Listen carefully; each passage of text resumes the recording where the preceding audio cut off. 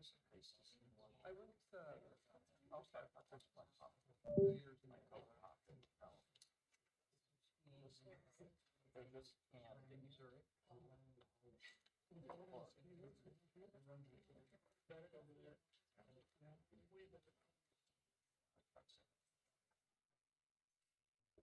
Nicer, less people, nice little cafe. Easy to town. Take the train back.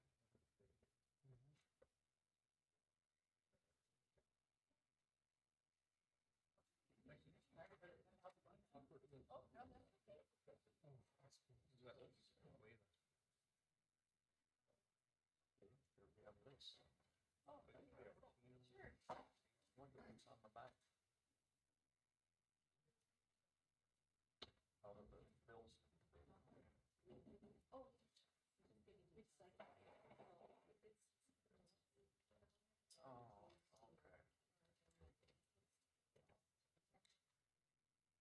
okay. We don't have much. What's he on? So far.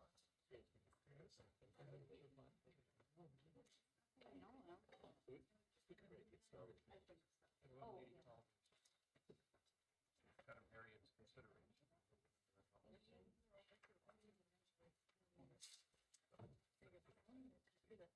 come. Just she said she's gonna end up a couple people. Set that. So why don't you try to avoid that? Yeah. If you can't, I guess. Yeah.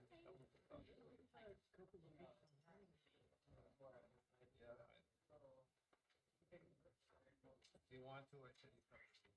Wherever you, because they have to do some minutes. Oh, yeah. You have to do minutes. Should we just come there? Oh, no, not taking it. All right. Looks like everybody's here. 7:02. We'll call the the January 2025 a monthly meeting of West Lakeland Town Board to order. And first item on the agenda will be the Pledge of Allegiance. I pledge allegiance to the flag of the United States of America and to the republic for which it stands, one nation, under God, indivisible, with liberty and justice for all. Thank you. All right, now let's proceed to the approval of minutes. First, we've got the regular town board meeting from December, a month ago. And the only, I think I only had one correction I'd like to offer. And that is that it is indeed, the December meeting. It says under call to order, it's got October in there, it should be December. It's the December 2024 regular meeting. Does anybody else have any corrections? John, any corrections? No? You move to approve. Okay, I'll second that. All those in favor of approving the minutes as submitted, please say aye. Aye. Opposed, nay. Okay, those are approved. Thank you. Next, we'll take a look at the minutes from the December 17, 2024 special board meeting. That one dealt with the pavement management plan, the situation on 18th Street North, cul-de-sac, and the town hall renovation update. I had two, actually maybe three corrections, I suppose, to make to that. First of all, it's not the 18th Street Court North. I think it's just 18th Street North cul-de-sac. And then it's the Bayport Fire Department, not the Baytown Fire Department. Oh. And then finally, correct me if I'm wrong, but I think the last item there under Town Hall renovation plan update, it was going to be $4,000 for Corian countertops. Is it Corian or is it granite? Solid surface. Let's say solid surface. Okay, so we'll say solid surface. Stone, so it's neither. Okay, So what do you want to say instead of? solid surface instead of granite. That's it for me. Anybody else have any corrections? I'll therefore move that we approve the minutes as amended for that meeting. Seconded, moved and seconded. Any discussion? All those in favor say aye. Aye. Opposed, no? Okay, so those are approved too. Thank you. Then, we've got our treasurer's report and payment of bills. Marcia. Good evening. In the month of December, the town recorded $268,120.31 worth of receipts. Most of that, 234,000 of that was for a transfer that we transferred in from the Road and Bridge and General Fund into the capital. Tip it down, okay. The town paid out $487,833 worth of expenses. That also included the $234,549 worth of transfers.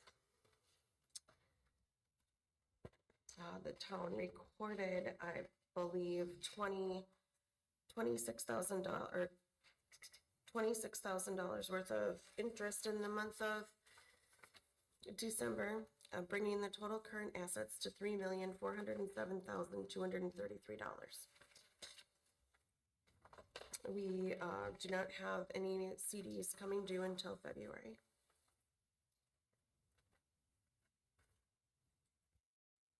Does anybody have any questions? None for me, thank you very much. I'll move that we accept the treasurer's report and approve payment of the bills. I think we're doing go ahead.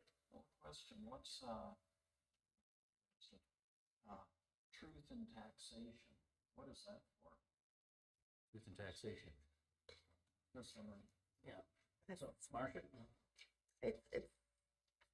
It's from the county, and every municipality has to pay it. I believe it goes hand in hand with like the what do you call that? Used to be Yeah, the local board of appeals. That's what I'm trying to say. it used to be the local board of appeals, and now we have an open forum, and now we pay for that. Thank you, Carrie. So the county's handling a function that was once handled by the township. Okay. All right, so my motion is that we accept the treasurer's report and approve payment of the bills. Do I have a second? Moved and seconded, and I think we have a roll call on this, unless there's any further discussion. John or Rachel? Further discussion? Okay. Okay, Chairman Moosberger, Aye. Supervisor Dana. Aye. Supervisor Bulow. Aye. Thank you. All right, moving along. Chairman, Yes. is it possible to, Britt Harmon is here from Animal Control. Is it possible to have her present her impound update before we discuss the ordinance 6.9 amendment? Sure. That's fine.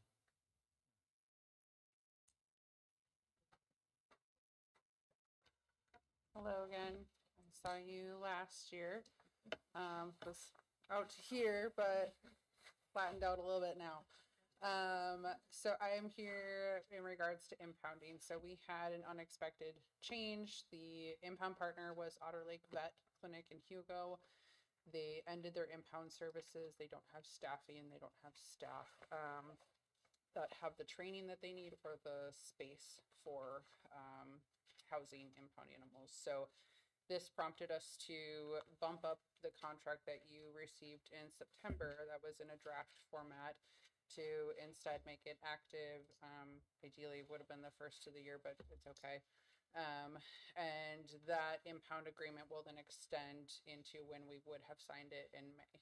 So I think, Carrie, we had an email, what was it, back in November about the rate change too. So if you look on page 2 of the agreement, the monthly retainer goes off of the human population. And when we looked at West Lakeland's call out numbers, was relatively low compared to other jurisdictions that had similar human populations. So Carrie and I discussed bumping down the category. So what would have been category C for the monthly retainer, we're bumping down to category A, to accommodate a slightly lower call out amount. Just don't tell any of the other townships that I'm doing that for you. So, so that's where we're at. That's the biggest change with that contract. And if you have any questions, that's what I'm here for. So this is a monthly fee? The monthly fee, yeah. And what was it previously? So this is completely new. So the impound agreement that you had set up was with Otter Lake. We basically wrote out that agreement as low a fees as we could for that amount of time. They were kind of a unicorn in that they were just a vet clinic that had some open kennels. So this is a completely different type of setup. And the reason for the monthly retainer is essentially this location that we're building is going to house boarding and daycare dogs for the public. So we're essentially reserving kennels and not filling those spaces for municipalities to have impound dogs. So it's a very small fraction of the potential revenue of those kennels, but our commitment is to local dogs and helping out with animal welfare. So keeps the doors open, basically. And this has to do with an impound. Correct. Yeah. Right. And is this because you're now paying a third party to do that until your impound Right. facility is completed? Right, yep, And what's the expected completion date for your impound facility? May. Yep. May. Yep, And Fenler what- Patterson is breaking ground this week and they're supposed to have it done in May. What will happen to this fee in May? It'll stay the same. There's no change. Yep. Oh, Yep. All right. Anybody else have any questions? This, okay. All right, so the request is for us to agree to this. I have a question, sorry. Yeah, go ahead, please. Did Troy look at this? That was gonna be my next question. Okay, yeah, I see, I wrote my question down. Good, good. So, Mr. Chair and Board, I do believe I did review this. It's not our form, but I didn't see anything there that was problematic. Okay, Thank thank you, you. thank you. And thanks for that question. Good point, good call. All right, the motion that we enter into this contract and sign the contract. Do I have a second? Moved and seconded. Any discussion? I do have one more question. What's the duration of this contract? Start date and end date? It's an automatic renewal contract unless either party sends a 30-day termination. Well, it's a 30-day. Yeah, I believe it's 30 days. It might be, there's a couple of cities that asked for 60 days, no, 30 day, yeah. Okay. Yep. And while we're on questions, John, did you ever get that deer removed that was on the road that you called about? Did you find, was there a contractor to haul that away? Yeah, there were two of them. There were. Yeah. Were they contracted through the county? No. Who did we use? Roadkill. Oh, yeah. Okay, that's a Yeah. company's name? That's is- the Is Roadkill? Okay, so it was a private contract that did that for you then? Yes.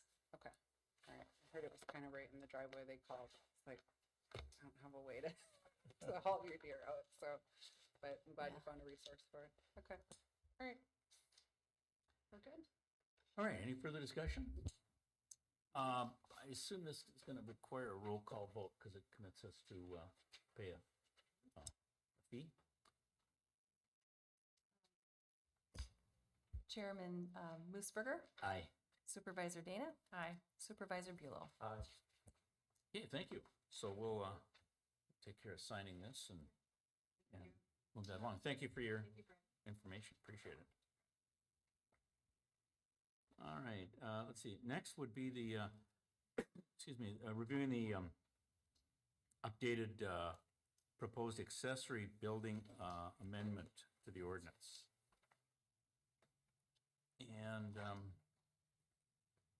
so this has been updated to provide for two things, I think. One is a standard upon which approval would be based, which is that it would be impractical to locate the structure behind the setback of the primary dwelling.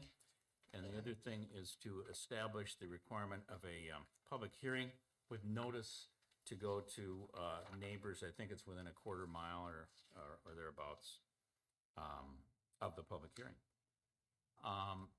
And there's another issue that I wanted to just briefly ask maybe council about, and that is this. Under the proposed amendment, 6.9.2, says required permits. A certificate of compliance is required for all agricultural buildings and accessory structures over 1,000 square feet in size. But really, I'm thinking maybe we should strike the "and accessory structures," those three words perhaps, because I don't think we'd require a certificate of compliance if we're already gonna get a building permit, right? So, Mr. Chair, correct, I agree with that impression. This language is in your current code. Right. As you know, that this was, the planning commission took the existing language and reworked it. And so a lot of this, including that language is in your current code. But I agree, I understand why certificate of compliance is required for an agricultural building, because they are by statute exempt from building code. So you don't issue a building permit for them, but you still want to make sure that it's being placed in the proper location. It's not within a setback or something like that. So that's where the certificate of compliance comes into play. You get someone out on site to review it to make sure that it's going to be located properly. But when you get into accessory structures, if it's, and the language of it just covers accessory structures, not limited to agricultural buildings. So I'm not sure, because anything over 1,000 feet is going to require a building permit. So I'm not sure what the purpose of issuing both a building permit and a certificate of compliance gets you. And I don't know what past practice has been in this town either, so, but I agree, it seems a little duplicative. Did you have a? Do we issue certificates of compliance? And No. Who does that? Well, yeah, we as a township do, but, I checked with our building official, and he says we don't require or issue certificates of compliance for accessory structures. That's not our practice. We just they get a building permit. Right. Okay. So this language kind of doesn't really reflect our current practice either. Well, let's take out the certificate of compliance if we don't issue them. Well, no, we do issue them, and we would issue them for agricultural buildings. What I'm suggesting is we strike the word "and accessory structures." So it would read, a certificate of compliance is required for all agricultural buildings over 1,000 square feet in size. Because they don't require a building permit? Correct. They don't require a Okay. building permit. Then I agree with you. Okay.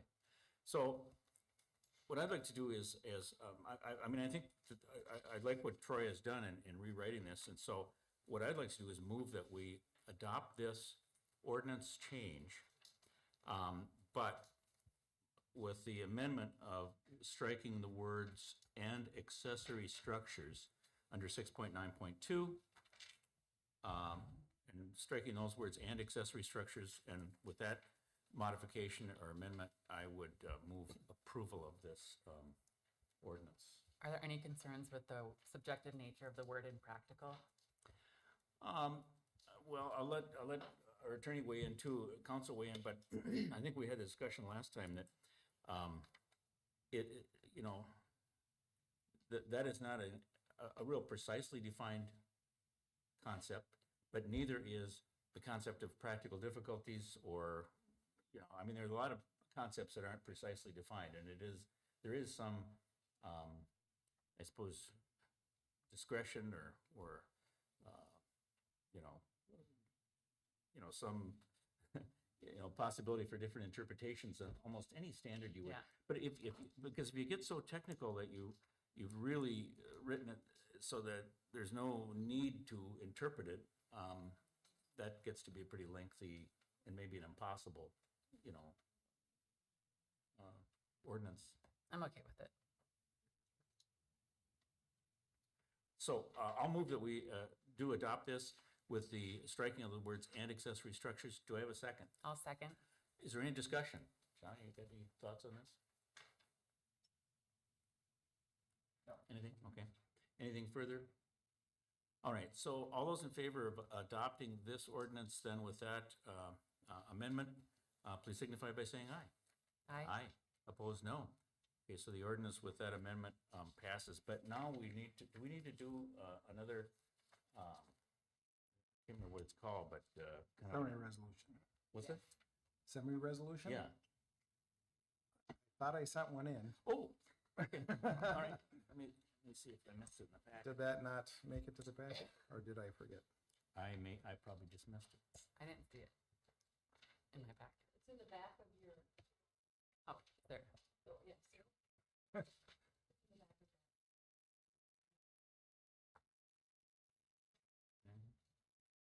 Okay, this is my. There it is.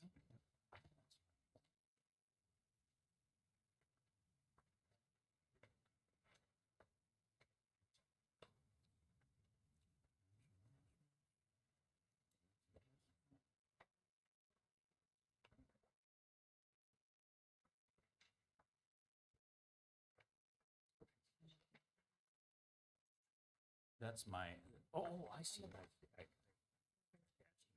Okay. Okay. All right, so we've all got in front of us then the resolution approving summary language for publication of an ordinance amending the Town of West Lakeland Code of Ordinances regarding accessory structures. And I don't think this needs to be changed in any way, so I would also then move that we adopt this resolution as well. I'll second. Moved and seconded. All, any discussion? All those in favor say aye. Aye. Opposed, no. Okay, so that's, we've adopted that resolution as well. Okay. Let's see. Next item would be the proposed financial investment policies. I think George Eilertson is going to talk about those. Good evening, Chair, members of the board. George Eilertson, Northland Securities. Good to be back with you again this evening. Troy, good to see you out here. So this agenda item, as the chair and I talked a little bit about before the meeting, is related to a future or potential issuance of debt for the township, for road reconstruction projects.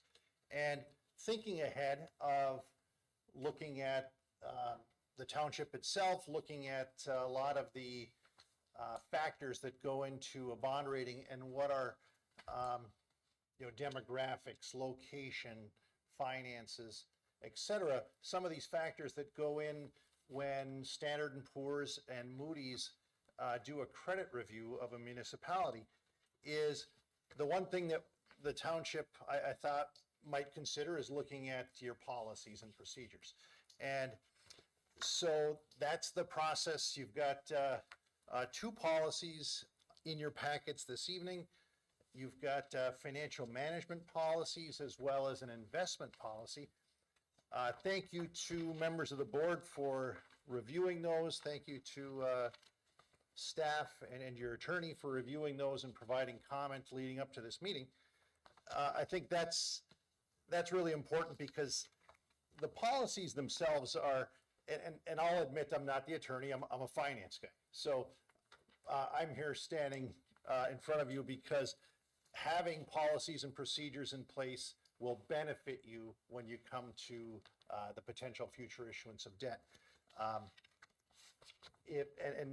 talk about that a little bit more here as I present.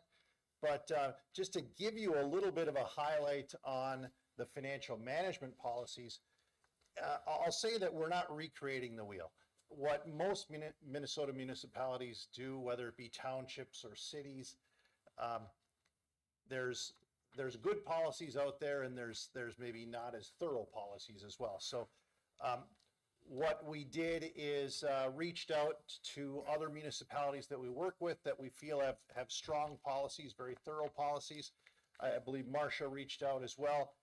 Your auditing firm, Abdo, provided some input on not only policies that they strongly recommend, but also added some some verbiage into the policies that they felt would strengthen the township. So again, the financial management policies is a comprehensive document that hits a number of areas, notably your revenue policy, expenditure policy, accounting, auditing, and financial policy, investment policy, reserve policy, debt policy, capital improvement program policy, risk management, and purchasing policy. So again, all of those are wrapped up into this document.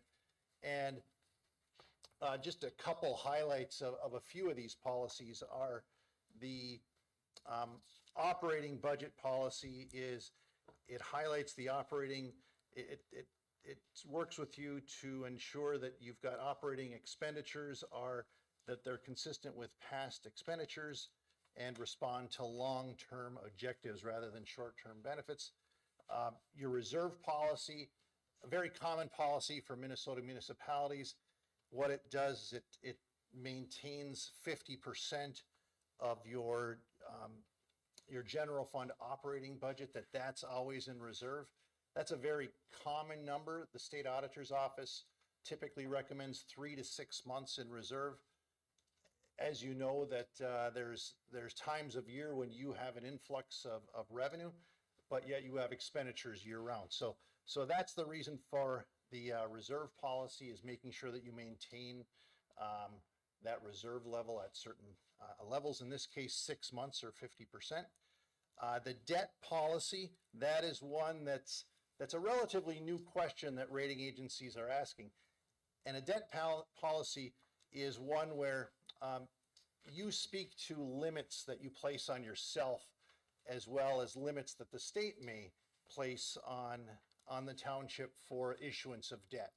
For example, Minnesota statutes require that you do not exceed 3% of your estimated market value for overall bonded indebtedness, and you won't touch that township. I think we've talked about this before. Based upon your market value, that's a figure that exceeds $30 million. So it's a lofty number, which and sometimes cities or municipalities and other townships place a tighter figure than that. For example, 3% is state statute. Sometimes municipalities tighten that up a little bit. Investment policy, that's one that you have a separate policy for as well. This is an important one. Of course, you do a lot of investing. You have been and had a conservative outlook for years. This just puts it into a policy format. Minnesota Statute 118A defines what you can invest in as a municipality. Certainly safety and liquidity are the two key phrases that Minnesota municipalities look for. You have very limited things, very safe items that you can invest in, such as government-backed securities, certificates of deposit that are FDIC insured, things of that nature. You can't go out and buy Apple stock, for example. So again, it's very safe. This is very consistent with other municipalities, money market funds, CDs, government-backed securities. And capital improvement program policy, basically just speaking that you'll have a policy in place going forward. And again, this is something that when you consider the issuance of bonds and the rating agencies work with us looking at the management of the township, they'll look at what policies and procedures do you have in place. I know on your agenda, I believe later, you're talking about a pavement management plan. That ties right in, because then you'll have another policy in place that's forward-looking. Typically, they like to see 5 to 10-year plans in place. So, board, I know I'm rambling through this rather quickly. Do you have any questions as you reviewed that ahead of time? I know that you've taken time to review that, made changes leading up to this meeting. So any questions that I can address? I don't know if you can address this, or Marcia or Troy, but does the adoption of this require us to change any of our current financial practices? No. Okay, so in other words, we're already in conformity with what we're agreeing to be in conformity with. Okay. That's reassuring. I don't have any other question. Do you have any comment, Troy? Or? Mr. Chair and Board, I do have, when I look through the edits that were made, I do have one point to raise, and this is on the financial policy document on page 9. When it gets near the bottom, on number 2, it's policy, town shall comply with each of the following. There was previously referred to purchases under 1,000 or less. That was deleted to just say, for all purchases, a board motion must be passed requesting the purchase.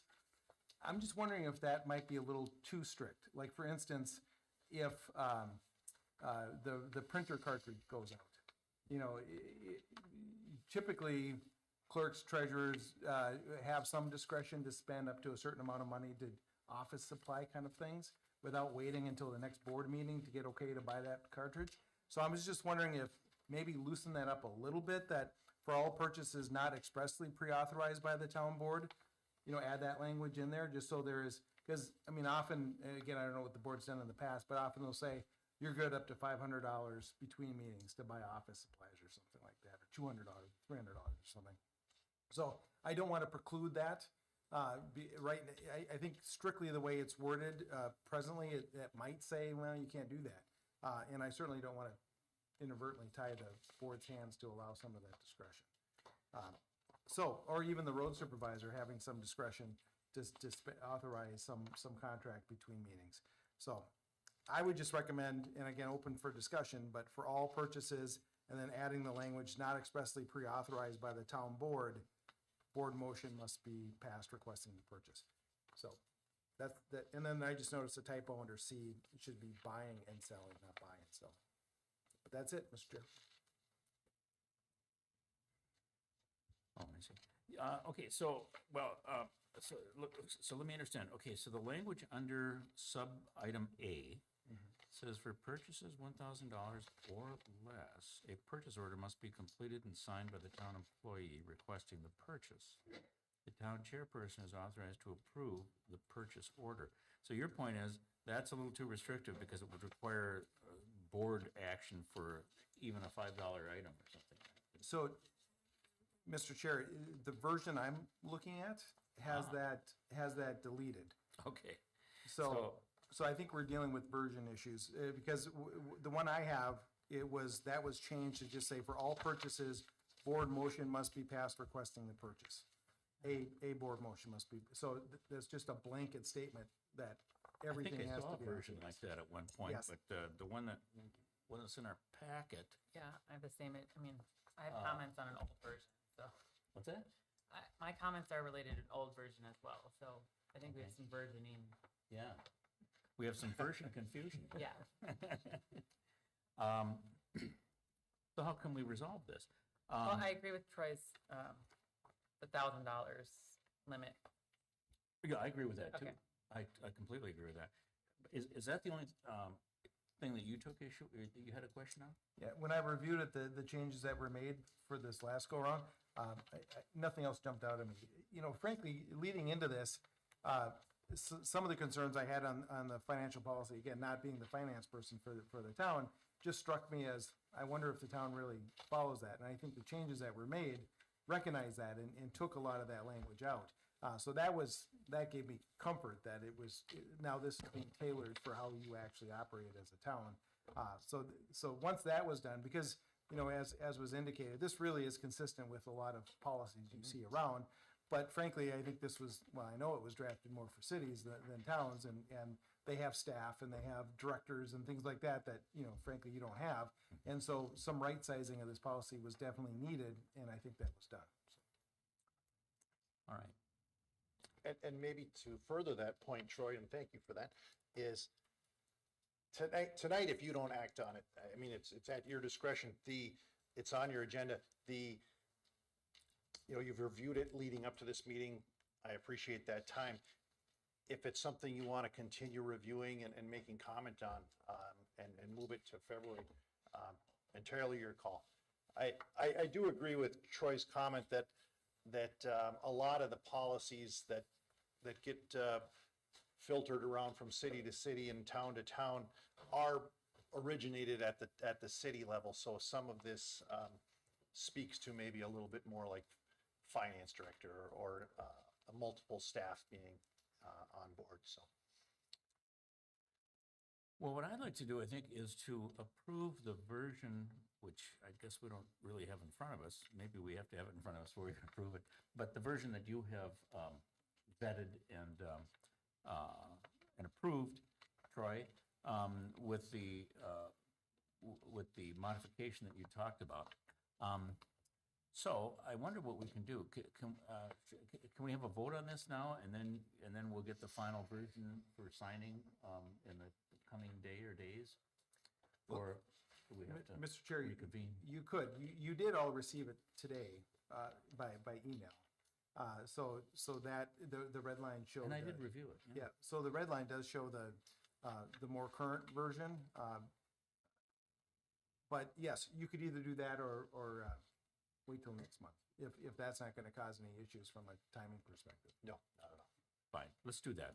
Let's get the correct version in front of us without red lines, and next month, and then we can approve it then. In closing, Board Chair, you've got time. And I think that if,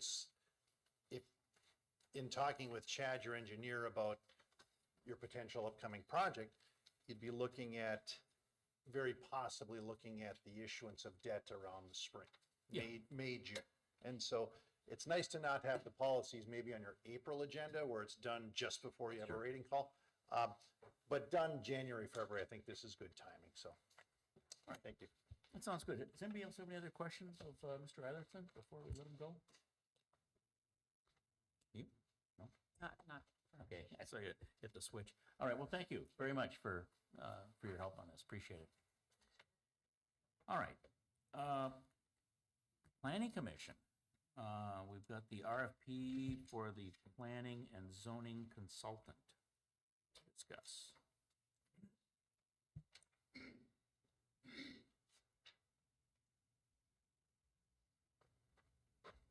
Happy New Year. Excuse me. Welcome back. Nice to be back. Yeah. Yeah, I just got back from Switzerland. Wow. Yeah. Did you ski? Well, I don't want to get into it, I guess, but I mean, Yes, I yes, we would've, yeah. skied and drank cappuccino and ate pastries. Very nice. So first of all, thank you to Troy for drafting this request for proposal. He, after the board meeting last month, he drafted this document, and then the planning commission reviewed it at our meeting in December. And we believe what we have here is a very good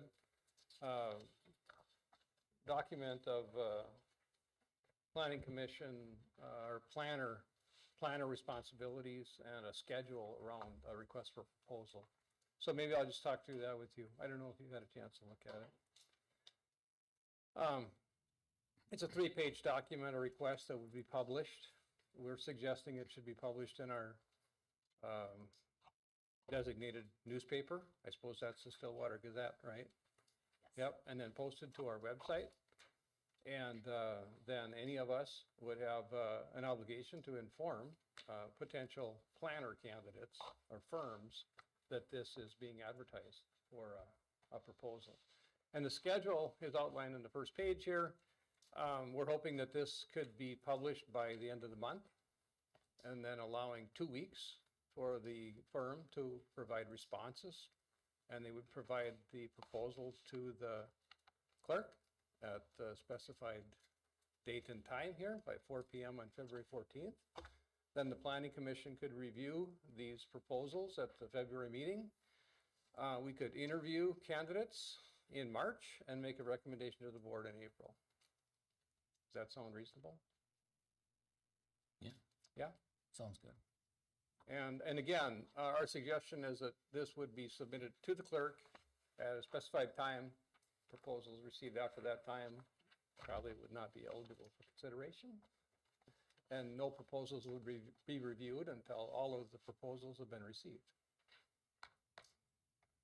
Sounds reasonable, and I think you folks, the planning commission, you've had some conversations with some of these folks and have some ideas about people that you. Right, right. And one that's a very good candidate here is the firm that's providing planning services to Denmark Township.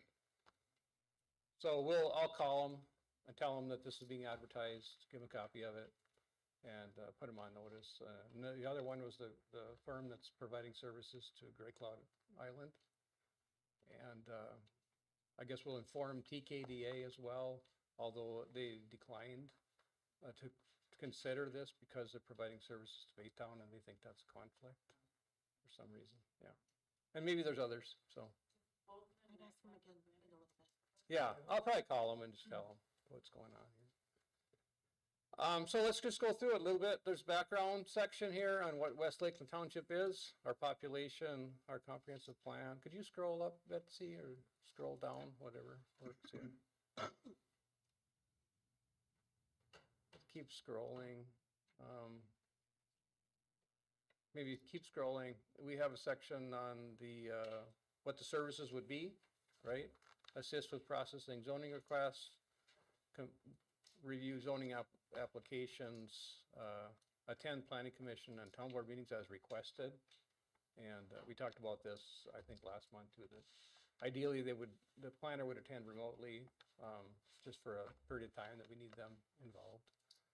And then work with us, work with comprehensive plan, and work through these planning issues in the township. So, could you keep scrolling?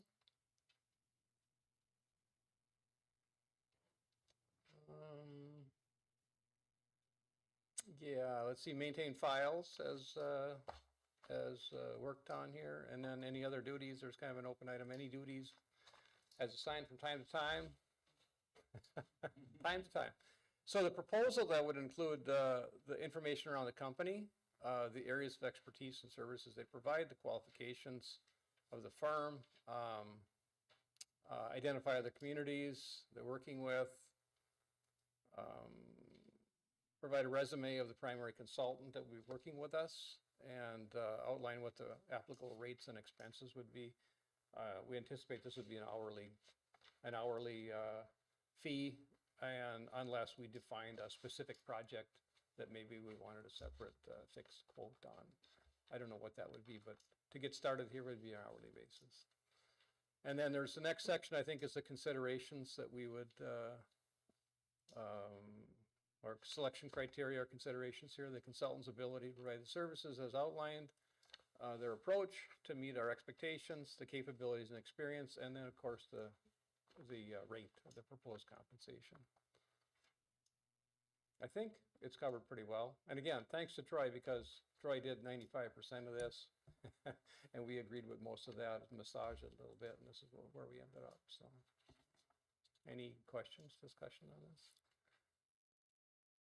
Would working on the comprehensive plan be kind of one of these things that might be done on a project basis as opposed to an hourly? It sounds like a big project maybe, but.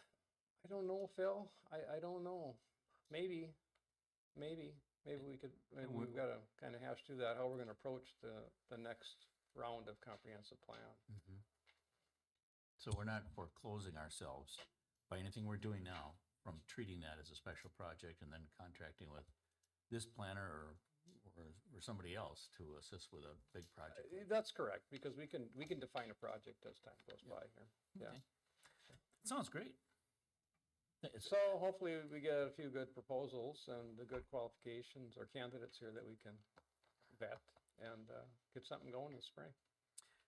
I think this is going to help the township and it's going to help the planning commission. It's just going to be a great thing. I think we're one of the few townships of this size that hasn't taken this step already. So it's a good thing we're doing it. Yeah. Hey, Mark, Yeah. some of the fees that you recouped through the escrows. Yeah, Dell's point here is that the fees related to the planner, when reviewing specific planning applications or requests, those are fees that would be recovered through the escrow and application process. So the applicants would pay those fees. It's a great point, Bill. Thanks. Yeah. All right. Anybody got any questions about this? Comments? I'm excited to have a planner on board. Yeah. Especially for the comp plan. Yes. Yes. No, I'm glad we're going through this process in more of a formal way too. Maybe this process could be used for other services that we pursue for township work too. Right, it makes it's competitive, it's a disciplined process that hopefully it works out okay for us. So, any problem getting this posted in the Stillwater Gazette by end of month? Not at all. But I do have one change to section B. And, oh, I thought you, anyway, the April board meeting is actually April 14th, and that's the 7th. Oh, okay, could you change it in the doc? Sure. Or do you want me to? It's a word, right? You sent me Yeah. a word? Okay. Yeah. I sent it in an email just after our planning commission meeting. Sure, I can change it. April 8th, okay. Yep, so April 14th. April 14th, okay, thanks. All right, I think we all agree we should go ahead with this. Does this require a motion and a formal, action by the board? So, Mr. Chair, it probably is a good idea, just to formalize it. All right. Well, I'll move that we proceed with the requesting proposals for a planning and zoning consultant as outlined by the planning commission. Do we have a second? I'll second. Moved and seconded. Any further discussion? Questions or comments? Hearing none. All those in favor say aye. Aye. Opposed, no? Okay, great. Thanks. Thanks for all your work on this, Mark. Appreciate it. Well, Thanks, Mark. Yeah, And one thank you, more. Troy, for Yeah, your I work. have one more topic. Have you got a minute? Oh, yeah. From planning commission? We got time. Okay, this is a very exciting day because 10 minutes ago, I opened the box in the conference room. We have 3 copies of these binders of the recodified ordinances. So these are here for us to review now. And then American Legal Publishing has submitted the final invoice, right? So we should probably take a look at and then let Carrie know where we're at and pay that final invoice. But I'd like to get together with the work group on the recodifications. We can look at this together. Maybe the next week we can do that. Sounds like a party. Yeah. I thought the whole point was to have it hosted electronically for more searchability, or they just giving us paper copies? Yep, 'cause I'm we gonna haven't talk to him paid? about that because we need the website cooking too. So, because we have paper copies right now. Yeah, we Okay. need the website going. So we can review it electronically. I think it'd be good to meet with the work group. We probably need Troy there maybe, or I don't know if we need him there, or at some point though, Troy's got to get back into this, because now that they've given us that deliverable, the plan always has been to have our attorney take a look at it and do an in-depth, deep dive into that final product and see if changes need to be made or anything else. So, and the other question I have is, have they supplied us with access to an electronic version of that or I just the paper? don't have it. No, I don't have it. I'm gonna ask them for that, or maybe their preference is gonna be that it's on their website portal and that's our electronic copy. I think that's how they typically work. And we could link to their website, because they have Yeah. their own format, Yeah. American Legal Publishing. I'll call them tomorrow and see, because, yeah, we have 3 paper copies. That's what we have. We have a paper copy. Yeah, it's old school. But what do you think, Troy? I mean, would it be helpful to have like I don't know, what, a PDF or something? You really need to insist to get it in Word, because it's your document, Yeah. they don't own it. So they don't get to hold it hostage on you. And I'm not suggesting they are, but I mean, you can expect and demand a Word copy of it. Because, so, Mr. Chair and Board, they do great work. It's all about getting it cleaned up, checking the statutory sites, make sure the statutes they reference are still actual statutes, things like that. But there's really a review that needs to be done to really get into the town legal aspects of it, and make sure the issues that are addressed. And I mean, I haven't looked at it top to bottom, because I've been holding off doing that. But just in the times I have reviewed, the sections that I've reviewed for the things that have come before the board so far, there are definitely changes that are going to need to be made to it. So, I mean, anticipate several changes, not just a couple here and there. I mean, there's gonna be whole new sections and things like that that need to be, that should be added to it. How are we gonna work through that? No, and the timing to do that, is that, I mean, it's now's the time to probably start that process and work through it within this year, but how are we gonna? Could we prioritize that, it based on risk or based on importance in your legal mind as far as like, okay, this needs to be addressed sooner rather than later, and this is, messy, but can be cleaned up? Yeah, so, Mr. Chair, and I really recommend a top to bottom review, and not chapter one, chapter two, because frankly, that becomes very cumbersome and costly and takes a lot of time. I've done that with big codes, 1,200 page codes, that sort of thing.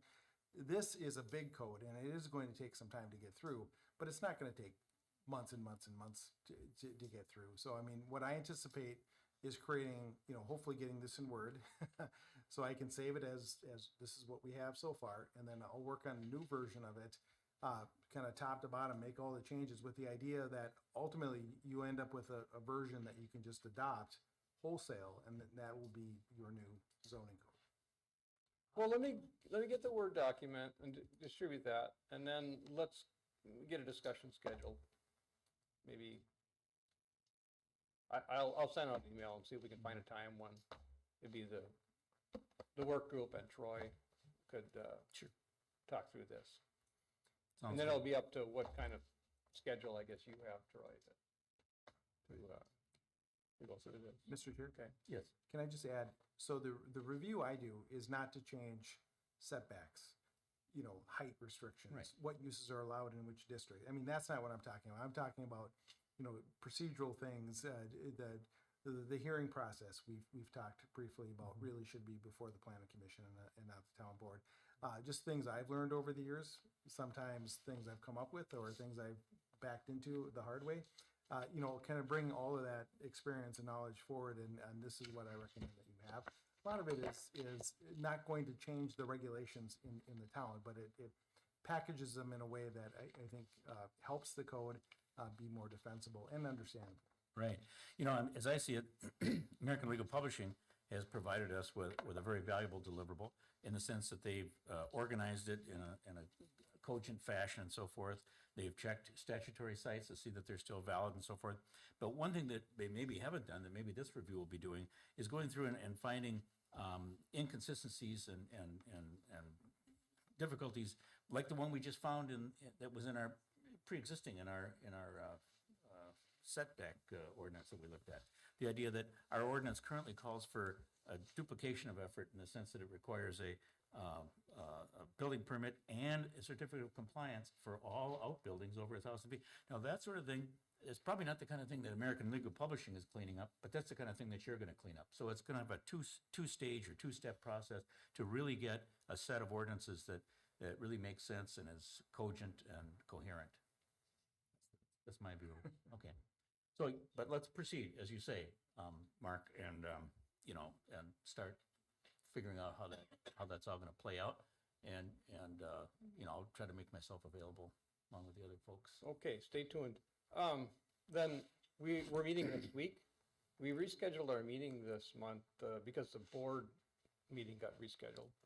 They were so close together. The second Monday became Tuesday, and the third Thursday was 2 days from now. So we rescheduled, but we don't have an agenda for next Thursday, other than I have one resident that is requesting some assistance with some considerations around house expansion and the setback, but I don't even know if she's going to be at the meeting. So if she doesn't come, I don't know if we need a meeting or we could rehash some of this stuff regarding the recodification too. I'm not sure.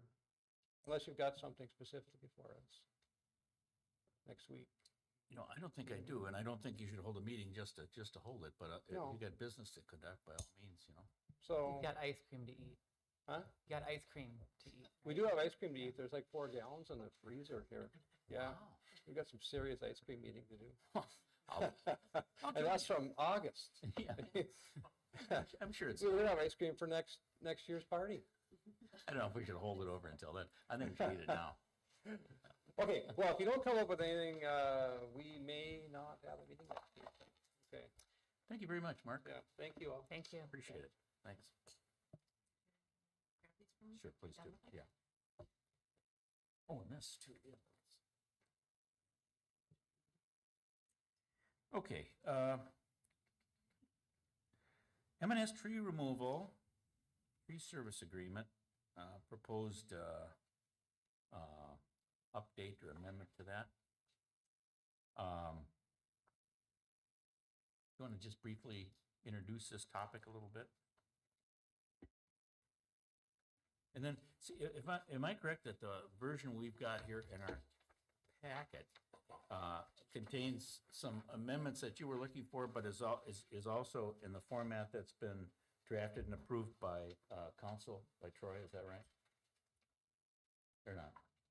So, Mr. Chair, I believe so. I mean, I put together a draft. I understand there were some comments. I tried to accommodate those. I don't know if there were other suggested changes since then. Oh, right, I don't think so. I think the comment on the initial draft was that,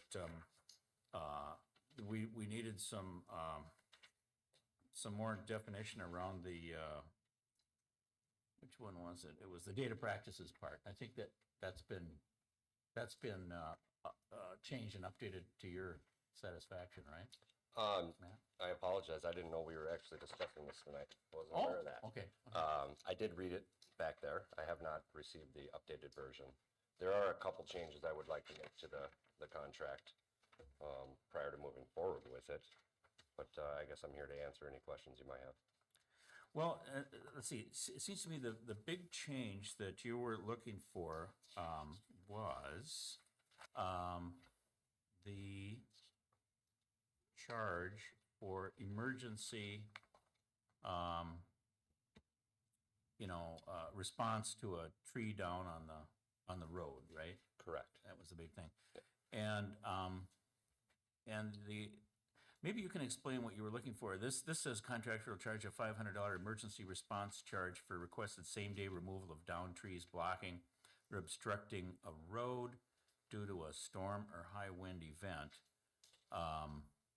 And then it says the charges to clear roads and remove downed trees will be billed out under the hourly rates set out herein. So can you explain what the change is? Like, what's the current, practice and Yeah, so essentially what it was is the contract is only getting changed per your guys' request to kind of rewrite the whole contract. What it was is a 90-day cancellation to the free services that we offered to take trees off the roads 24 hours a day, 7 days a week. That clause was put into the contract a number of years ago through negotiation with Dave Schultz and was never really intended to be used the way it's being used now. And so it was better for us to cancel that out, and we're now charging for that type of service if we're going to get called out for it 24 hours a day. Okay, and so is that $500 in addition to all the other charges that you would normally make, the hourly charges and so forth? No, so if you call me up at, say, 3 o'clock in the morning, and we have to respond to a tree on the road, it's gonna be a $500 emergency charge. And essentially, when we leave the shop, the clock starts ticking. That $500 goes towards our cost of removing the tree. Gotcha. So you're really not paying more than what you were before. Before, we were removing the tree off the road, shoving it in the ditch, opening the road up as fast as possible. We'd come back, we would charge to take the tree out of the ditch. Now we're going out, we're taking the tree off the road, we're hauling it all the way right then and there. Okay, so does the $500 kind of represent kind of a minimum charge then? Pretty much, Against yeah. which? For an emergency charge, yes. Yeah, okay, and then, but I mean, if the hourly rate kind of eats into that $500, and if it's over 500, it's over 500, if it's less than 500, it's still 500. Yeah, if we respond with 3 guys, you're at $125 an hour plus the haul away, you're eating that $500 Sure. right away anyways. Okay, all right. You say you haven't had a chance to look at this revised version? I briefly browsed through it, and me and you have had conversations. The questions I had were answered. There was 2 things that I wanted to look into here was subsection 7, the subcontracting section that was in there. I'd either like that striked and or add written permission from the get-go of this contract for 2 of our subcontractors, our crane services that we use. It's pretty rare for us to use a crane service in the township, though when we do our emerald ash borer or ash trees in the residential neighborhoods, we do utilize cranes quite a bit for that, for a number of different reasons. But under the hourly rate stuff, when we're doing storm damage cleanup, we have had to use cranes in the past to remove trees out of yards. Township trees that have fallen and landed on a fence, specifically on 18th and Manning Trail there, where we've had to use one. So it'd just be a little more streamlined for me to just already have those subcontractors assigned with the written permission and or just strike that altogether. So, okay, so I think what he's talking about here, Troy, is under item 7, says subcontracting assignment, it says contractor shall not subcontractor assign any portion of this agreement without prior written permission of the town. So, and as he points out, he uses crane, you know, people sometimes. Is that just a rental or is that actually a service? You're hiring somebody to come out and? It's a company that we hire to come out and use their crane on our project. Okay, okay. So that would be subcontracting. So under this clause, can we issue prior written consent for that, or does it require every time that there be written consent? So, Mr. Chair, this is a fairly standard provision, just to make sure that we're not contracting with A, and A gives all the work to B, and you Yeah. never see A. Right, sure. But you're paying A. Yeah. So, but well put, I didn't know if you use subcontractors, frankly. So I would suggest that, as was mentioned, we just notwithstanding the foregoing, or we can say except for crane, what would be the best way to refer that? Crane subcontractors, crane Crane services. services crane services? or specialized equipment, maybe. I mean, there's a few other. So it would just be simply, except for crane services, comma, contractor shall not I mean, I think that's simple enough. Now, if something else comes up where you need some other whiz-bang subcontractor specialty equipment, you know, you just ask for permission for that. So I guess I would be inclined to more do that than just take it out entirely. It is really protective of the town, to make sure, like I said, the AB thing doesn't happen. Not saying you would do that, but. Yeah. Yeah, so that's, I mean, I think that would address your concern. Correct. Yeah, Okay. that would work out good for us just to assign us that right off the bat for our crane services. Yep. And with regards to crane services, so we use them quite a bit on our emerald ash borer trees in the residential neighborhoods. Those trees are fixed pricing for you. You pay off of the DBH of the tree. Us bringing the crane in is more or less, it's safer, it's more efficient, and it prevents boulevard damage in these neighborhoods here. Doesn't cost you anything to have that crane there. It's, again, that's a fixed price tree. However, we do use the crane services on storm damage cleanup. Earlier this year when we did some storm damage from the April 1st storm, we had to take some trees off of a fence.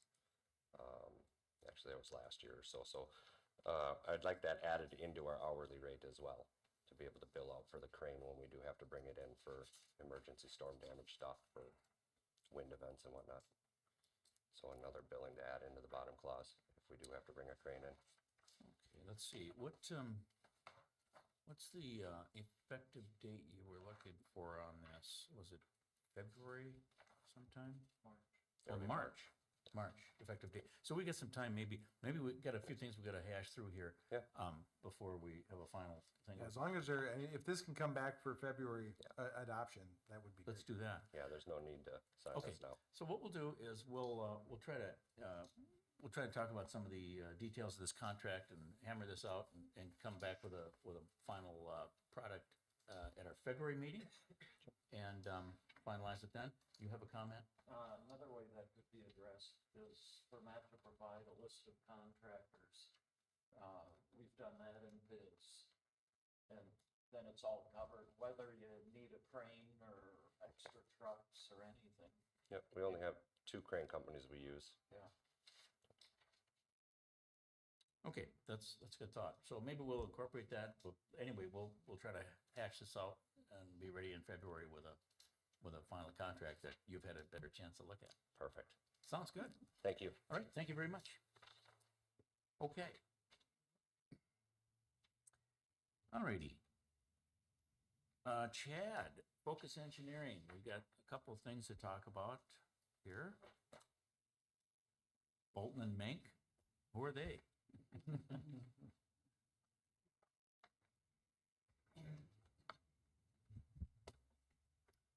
Good evening, Mr. Chair, members of the board. Thanks for having me tonight.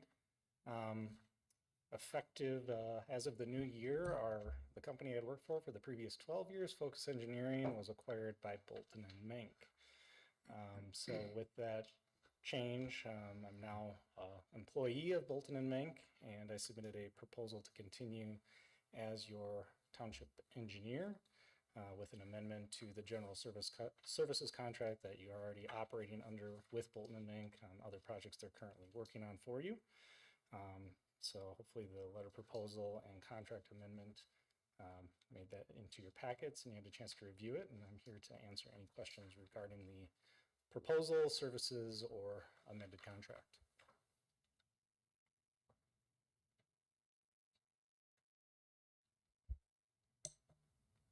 Well, what will change, for us, I mean, what's gonna be different than, we were contracting with Focus Engineering, now we'll be contracting with Bolton and Mink. What will change, in terms of your services and Sure. the cost of it and everything else? Good question. So the front-facing person is proposed to remain me, so I would still handle all the day-to-day tasks as directed by the board, managing whatever infrastructure concerns, projects, or stormwater. Kara, who we've been introduced to from the MS4 perspective, is with Bolton and Mink, so she's still a party to assist in those other areas that she's been kind of guiding from behind the scenes or presenting to you. The biggest change is I'll be moving from kind of a smaller model firm to a full service firm, so I'll have access to some additional resources and personnel more directly, and there is the kind of the billing rate change that's identified in the letter proposal. So my rate under Bolton and Mink is different than what it was under Focus, has increased, which is why we kind of presented a offer for a reduced rate for 10 hours of my time every month related to general engineering services to try and help offset that rate increase.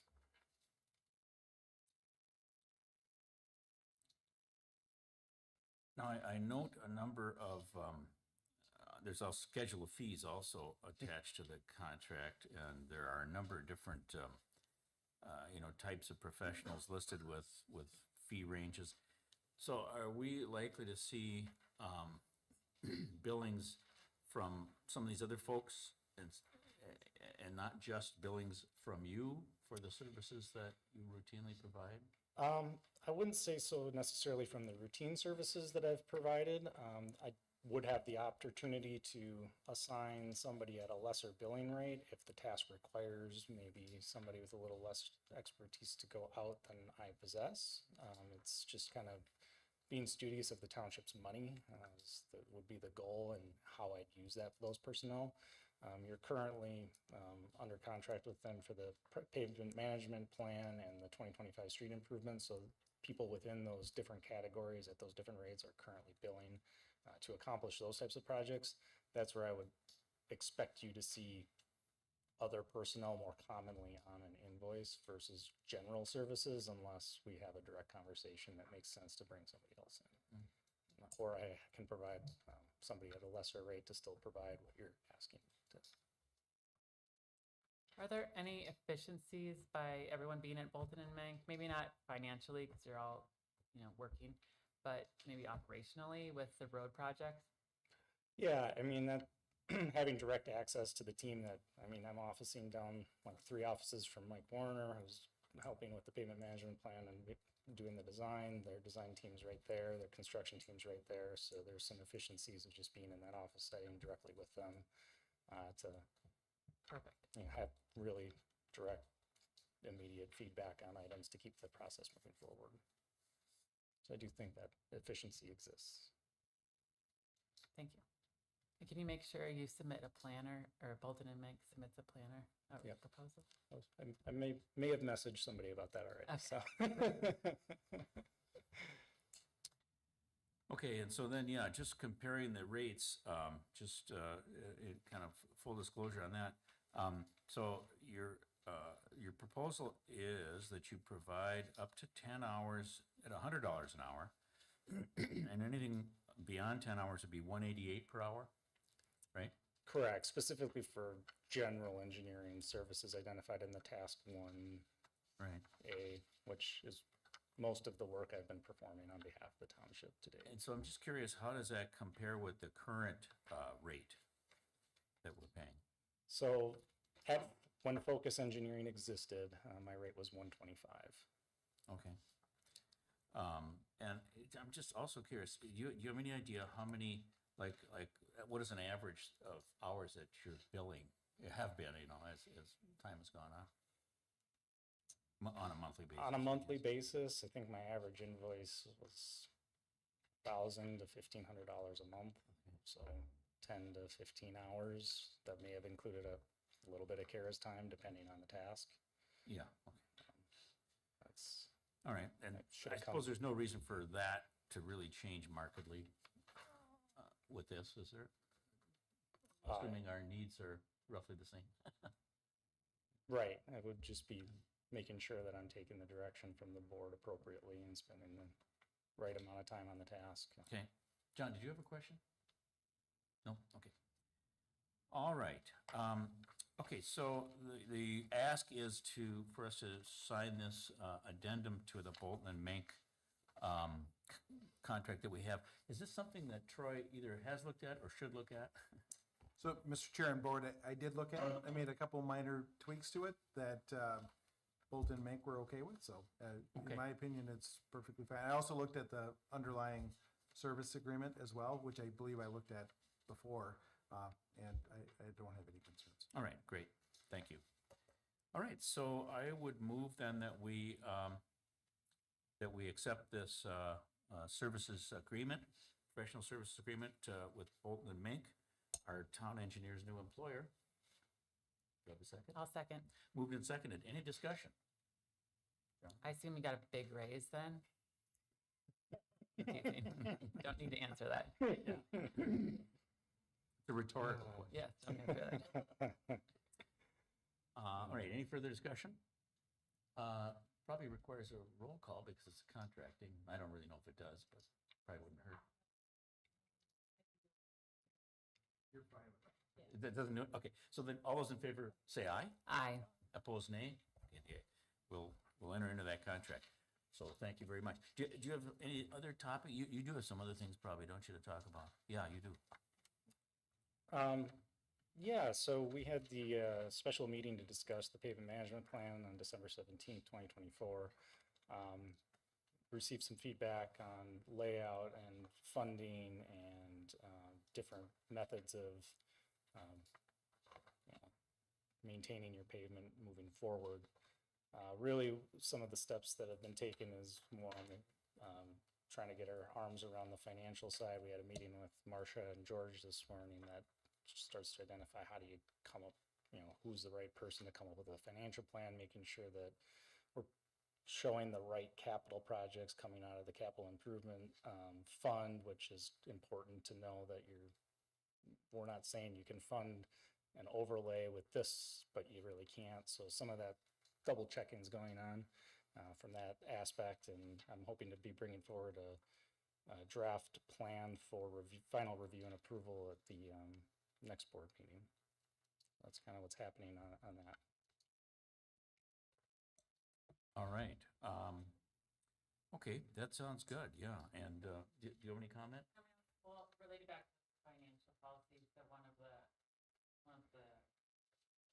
clauses was you can't take on debt for anything that's less than a 5-year old. Lifespan. Right, yeah.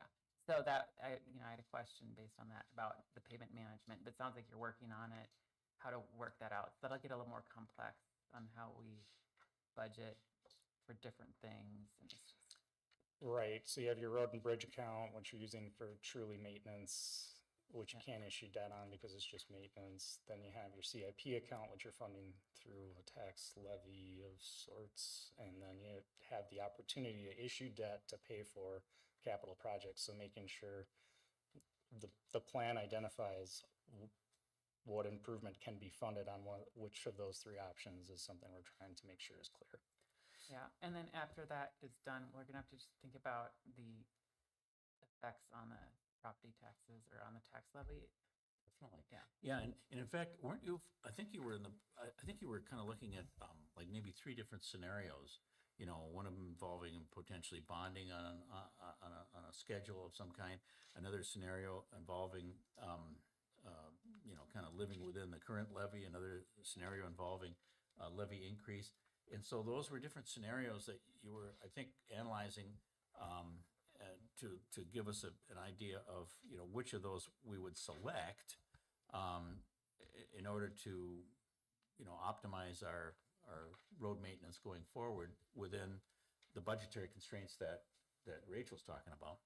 So will you be selecting one of those or merely presenting those as options? Or do we need another special meeting to talk about which of those options to pick? Or, you know, before we actually adopt a final plan? What's your vision in that regard?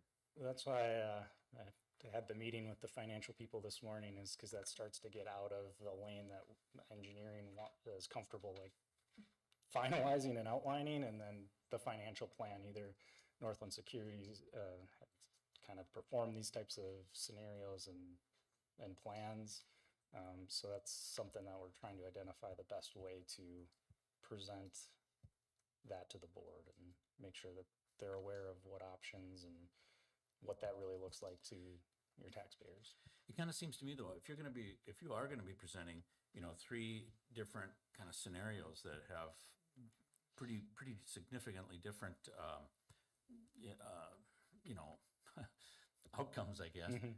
I wonder if that's something that's appropriately addressed at a regular monthly board meeting, or if we need a special board meeting. I don't know what people think about that, but it sounds like it could get to be kind of an involved discussion and might take quite a bit of time. Do you have any thoughts on that? I think we've outlined the capital needs over a certain period of time. And now maybe the financial people have to work some sort of magic on how to have the levy impact be steady. With the bond, probably our current bond and probably another bond. And then when those fall off, I mean, it's going to be some sort of financial math. And I think it's going to be a combination of not just one or the other. I think it's going to have to be a very, someone smarter than I am with that. Yeah. It's going to be a both situation. Yeah, if I may, kind of my vision is we get the map right, get the grouping right, get the kind of capital plan dialed in, get the total kind of cost needs by year. And then there is a financial exercise to develop that, take that information, plug it into some different financial options that probably needs to come back in front of you, and maybe that is a special meeting. So good progress. We're getting towards an end of part 1, and then there'll kind of be the financial part 2 that'll tie it all together and give the township a solid plan to digest and figure out next steps in execution of it. All right. Are there any constraints related to next year's budget and the annual meeting that we need to, you know, figure this out by? Or there's any correlation? I think in all scenarios, we were keeping that steady Okay. and then giving time for this plan to unfold, and everything looks good in the immediate to Perfect. give you time to figure out the, tax impact and how we're gonna move forward with it. Yeah, we'll be, we're going to be working on the 2026 budget. And 2026 is going to be year 2 of our major road project. And I gather that the vision is that the pavement management plan expenditures probably wouldn't start until the following year. Is that? Yeah, essentially, there's a 2027 project that's a thin overlay in the amount Yeah. of 910,000. Right. So that would be our next year's budgeting process would take into account those 2027 expenditures. And based on your current financing of your capital fund, should be able to cover that project with monies received for your budgeting cycles, since you're issuing the debt to pay for the big street project in 25, 26. Right, okay. So that was kind of the goal, to give you some runway here to, Little breathing room. yeah. Right, very good. Regarding the major road reconstruction project, but I don't know if we're done, are we done talking about the, okay. So regarding that, maybe you could just bring us up to date on, how that's proceeding in terms of the timeline and so forth, and Yeah, what the next steps are. so been working at reviewing plans. The project schedule is to bring it to the February town board meeting. The ask at that time will be to approve the plans and specifications and order the advertisement for bid, to receive contractor bids in early March. In advance of that meeting, I'll send out a summary of kind of some design elements, with the intent to provide the board a kind of design memorandum, what went into the plans, what's included in the proposed construction in advance of that meeting, so you have an idea of what you're approving. But everything's on track for that early March bid date, and then we'd be looking to award a potential contract at either likely the April board meeting. And then I kind of outline that schedule with your financial arm so that they're being brought along and making sure we're on track for anything bond related, and we'll have to engage the attorney a little bit and making sure all of our resolutions are in order. But that's kind of everything's moving forward. All right, good, that sounds good. We're moving forward. Anything else that you'd like to bring to our attention, or? No, I'll just plan to stay up here for the next few items in case you need me. But Sure. other than that, I appreciate the time. Yeah, because we'll come back, that's right, we're gonna come back to the project here later on. So thank you very much. Thank you. Thank you, Chad. Okay. Okay, so next would be the supervisor reports, and so John, you've got a couple items you're gonna talk about, so I'll let you go. Nothing new on Miller's. They said, well, we couldn't do it anyway till June, so I have been calling them. So it isn't something that we need right away. Let's see.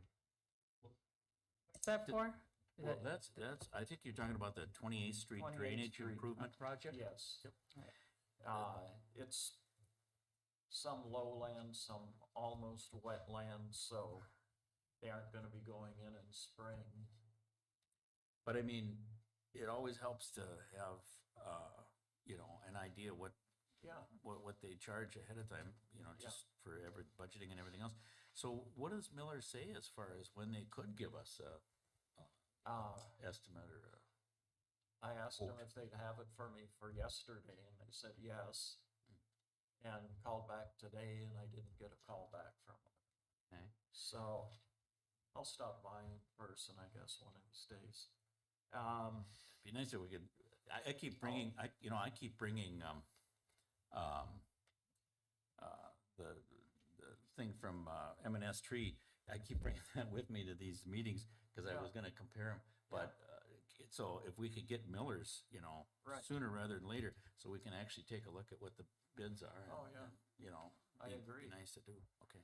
I don't know if they're that busy or what's going on there. It's not snowing much, They should I be okay. figured you'd have lots of time. Yeah.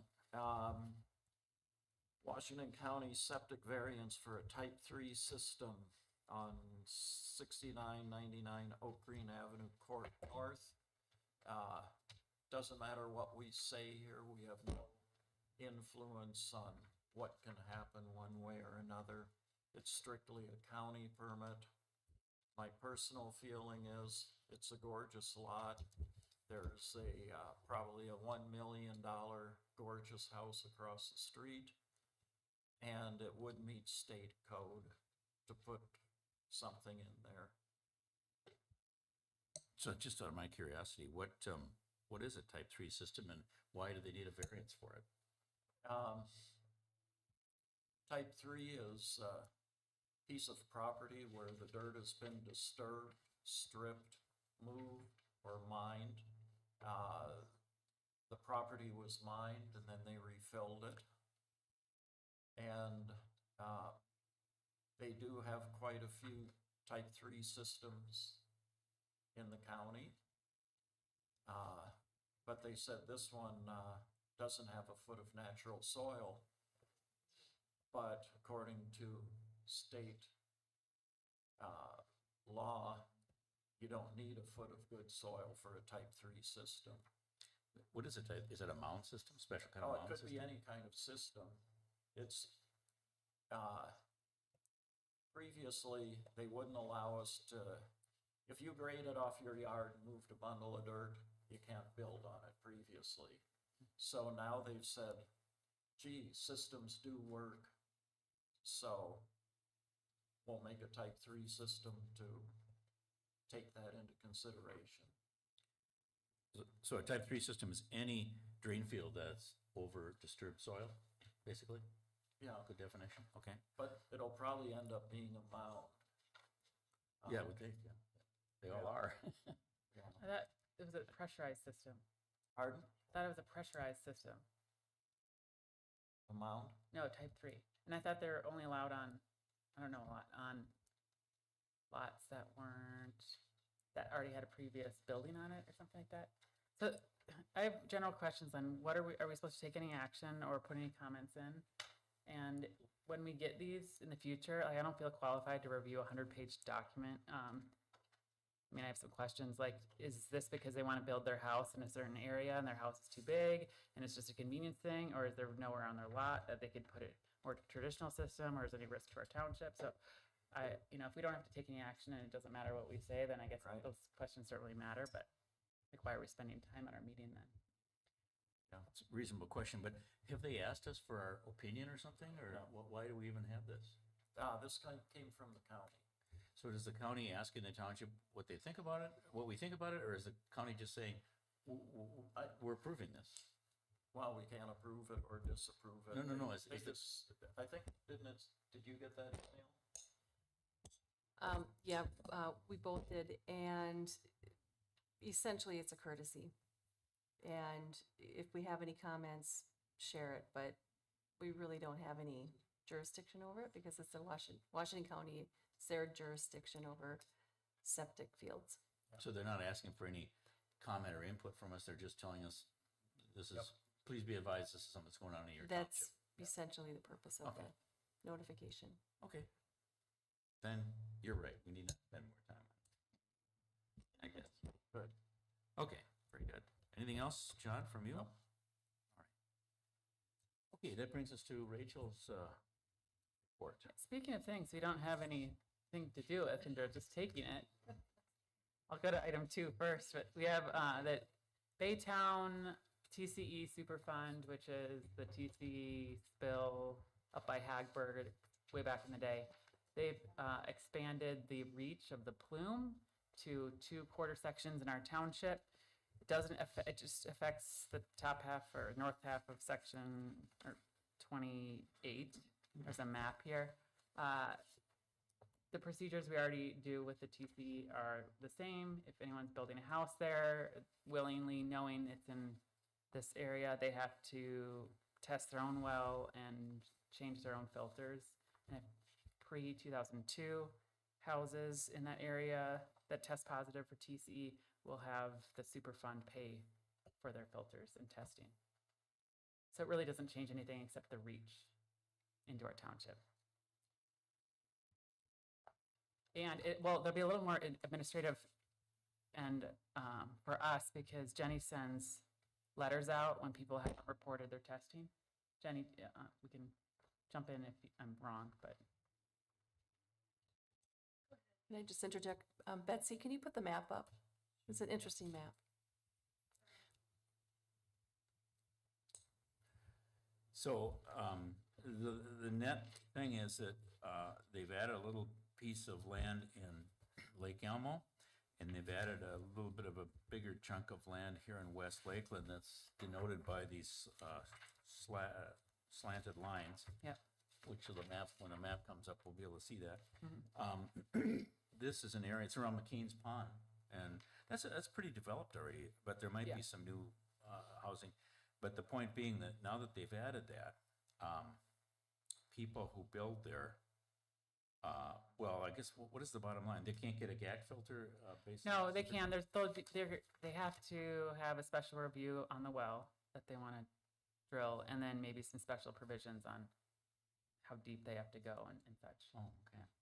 In other municipalities, they can flat out reject well drilling, but I think in ours, there's no other option to get water, so I'm assuming that one, Oh, yeah. we'd have to make it work.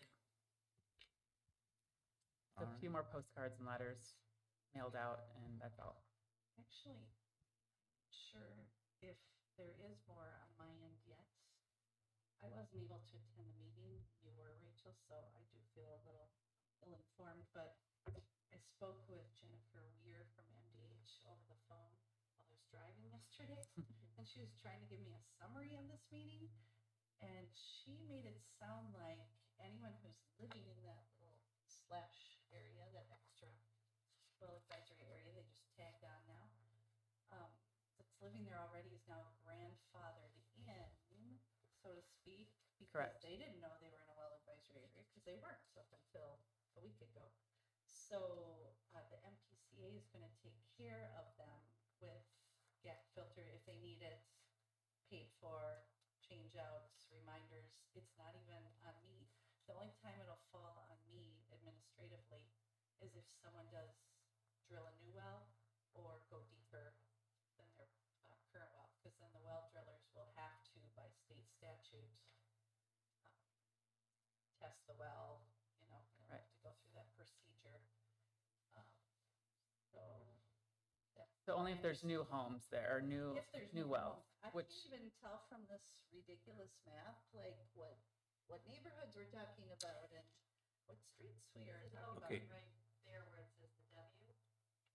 Well, I can see Oak Green and 10th, but I don't know like how many streets we're talking, and I don't know. She mentioned between 180 and 200 homes. I think she said that they have contacted MPCA, told them about this new advisory, and that they're informing homeowners that if they ever sell, they have to disclose that to people, and then if they happen to drill a new well, then they'll have to abide by well advisory statutes from our township.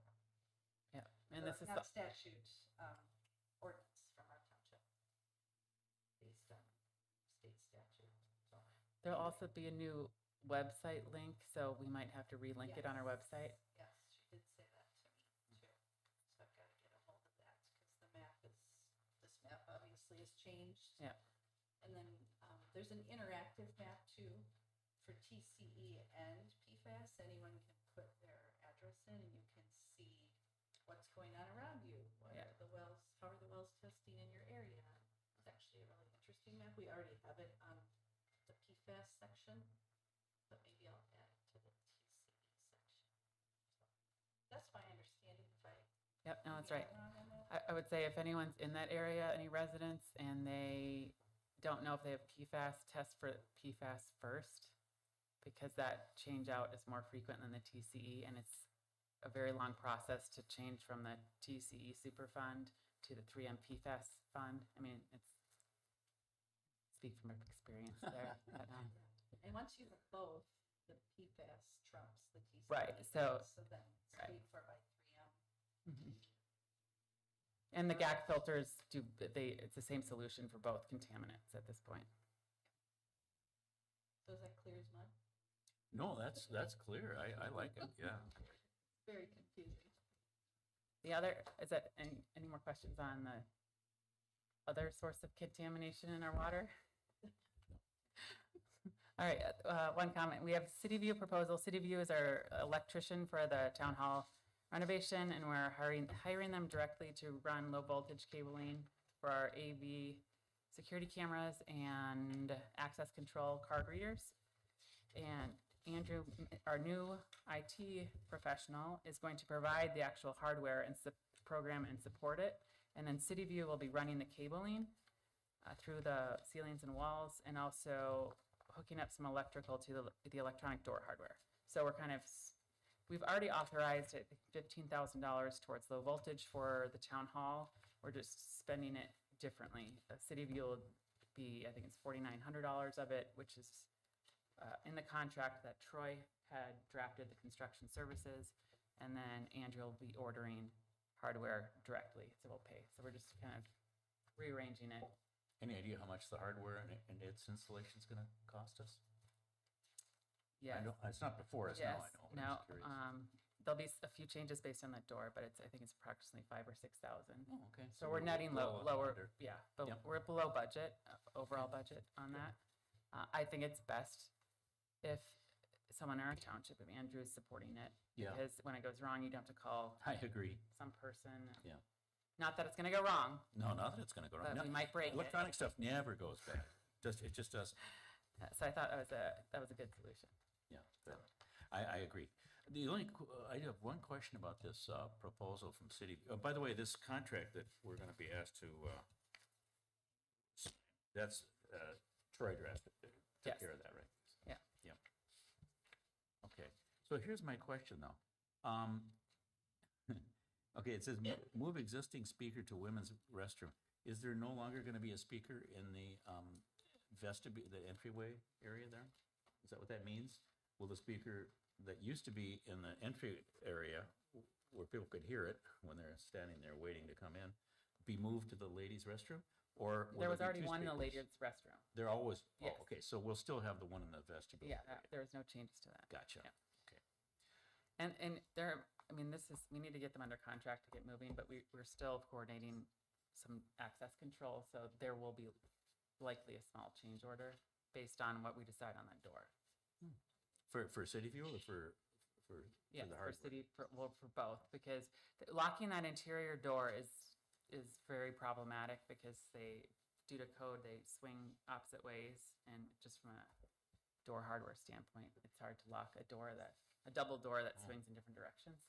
Unless you have a center pillar or something. Right. So, but that's not gonna be electronically controlled, it's just gonna be. It will mechanical. have to be now, because Oh. there's no other way to, allegedly, there's no other way to mechanically lock that door. Oh. So if we are absolutely convinced that needs to lock, and at this point, I think we're so far down that road. Okay. And my original concern with the magnetic door hardware on that interior door was the complexity of operating it, but now with Andrew providing some of that hardware and support, I feel much better about it. Okay. Well, very good. So I think this probably requires a motion to sign this contract, or does it? Because we already pre-authorized the expenditure. Shouldn't we approve the format? Yes. Yeah, the contract. Yeah, Mr. Chair and Board, I do recommend, because I do not believe you've acted on this before, so you should act to approve it. Okay. All right, so I am going to move then that we enter into this construction work agreement with City View Electric, the contractor, to do the wiring and the other things that they've specified on their proposal.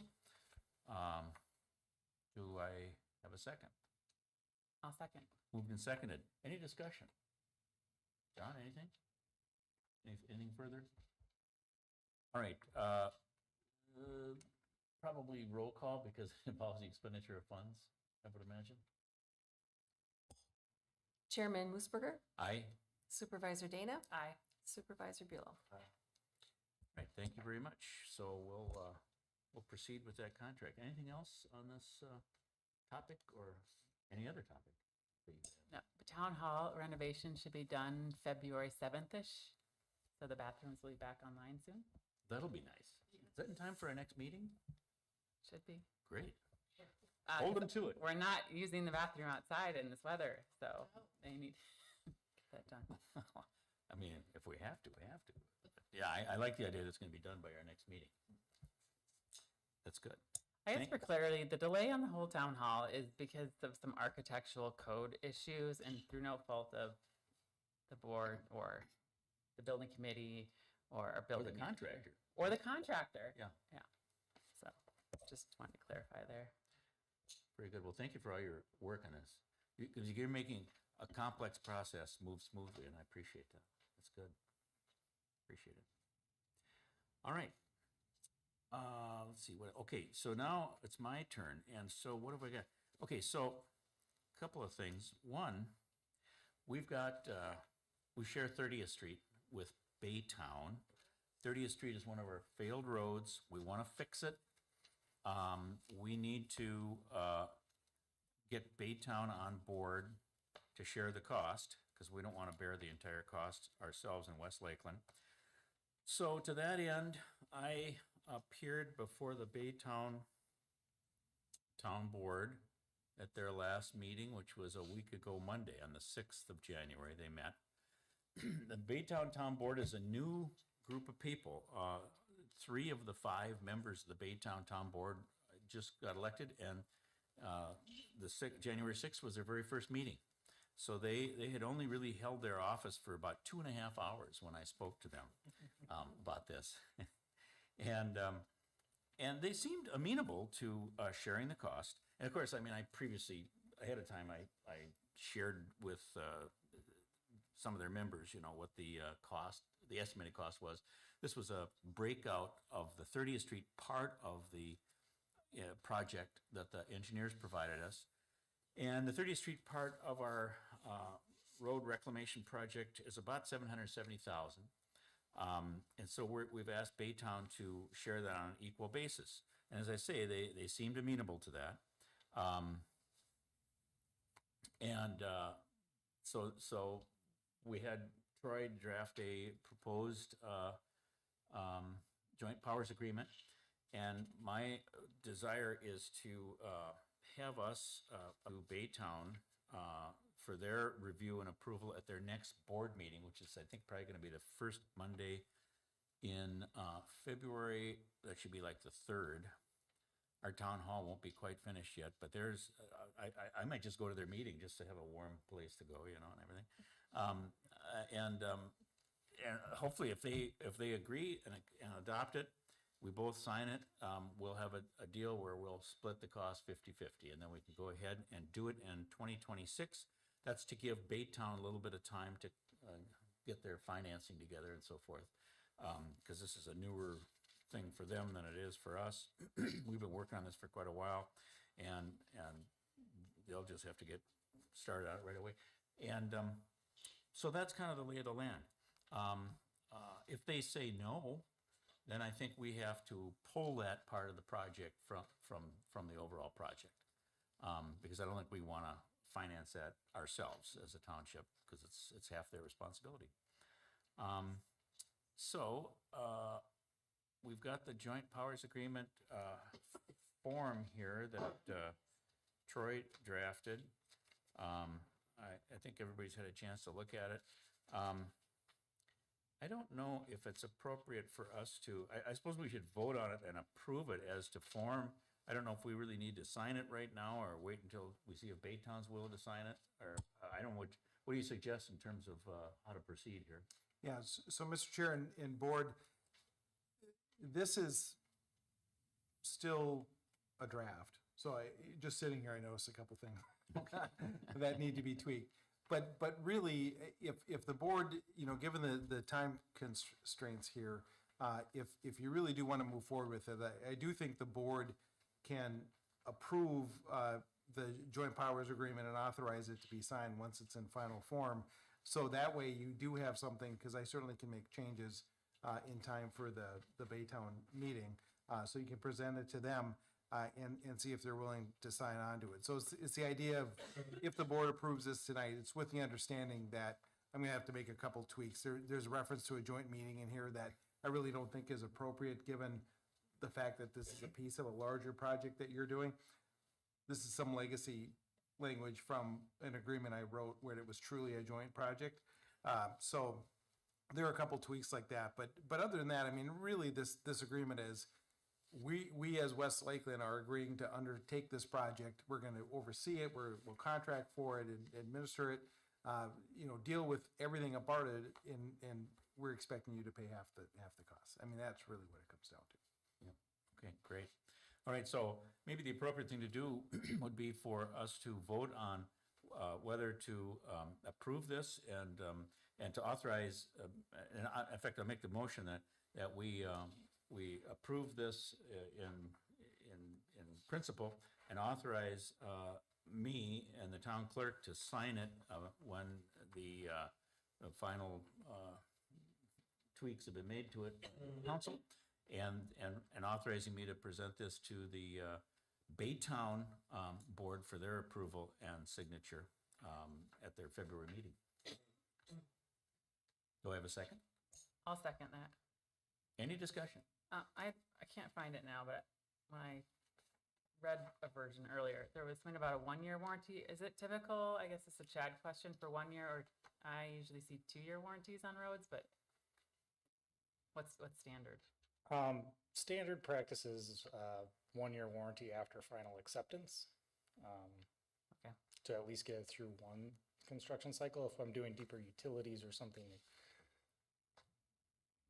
more, yeah, like sewer, water and stuff like that, it'll be a 2-year cycle just by nature of how the road will have to sit for a winter. But Okay. for this project, I think the 1-year warranty after acceptance is All right, thank you. suitable. And Phil, in your conversations with them, are you feeling warm fuzzy about them? I mean, do you think that they're going to accept that, or?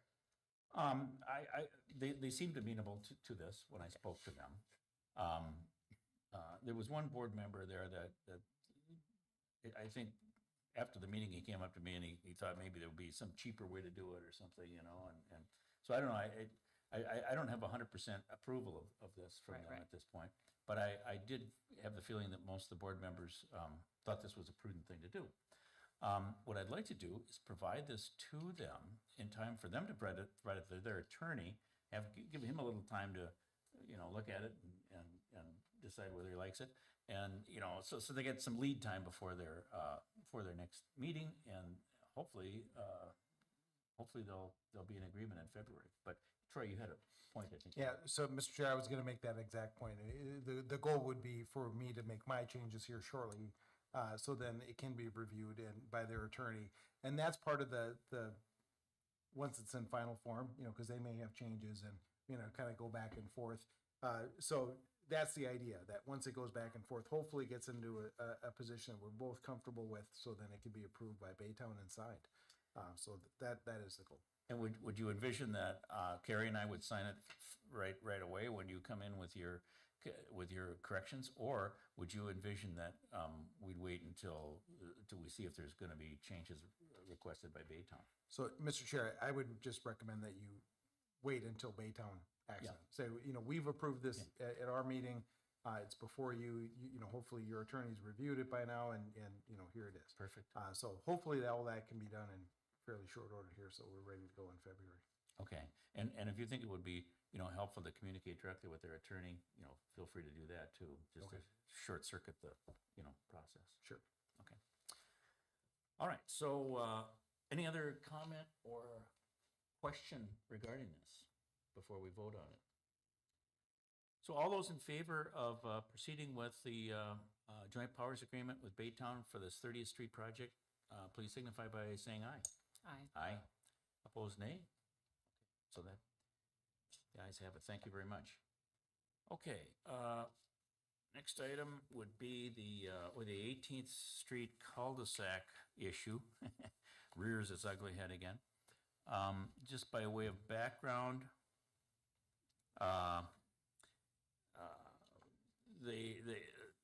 there've been several iterations. Well, let's back way up, you know.